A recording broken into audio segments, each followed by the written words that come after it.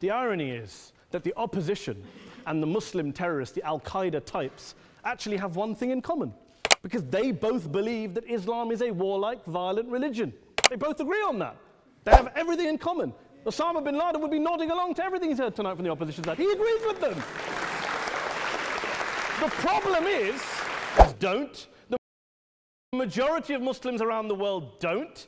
In fact, a gentleman here started quoting all sorts of polls. Gallup carried out the biggest poll of Muslims around the world, of 50,000 Muslims in 35 countries. 93% of Muslims rejected 9/11 and suicide attacks. And of the 7% who didn't, they all, when polled and focus grouped, cited political reasons for their support for violence, not religious reasons. And as for Islamic scholars and what they say, well, Daniel talks about our University of Oxford. We'll go down to Oxford Centre for Islamic Studies, get hold of a man named Sheikh Afifi al-Akiti, who is a massively well-credentialed and well-respected Islamic scholar, who has studied across the world, who in the days after 7/7 published a fatwa denouncing terrorism in the name of Islam, calling for the protection of all non-combatants at all times, and describing suicide bombings as an innovation with no basis in Islamic law.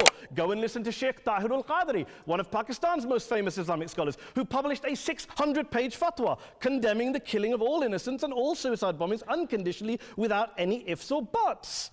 There's nothing new here. This is mainstream Islam, mainstream scholarship, which has said this for years. You don't go out and kill people willy-nilly in the high street or anywhere else, on a bus or a mall, based on verses of the Quran that you cherry-pick without any context, any understanding, any interpretation, or any commentary.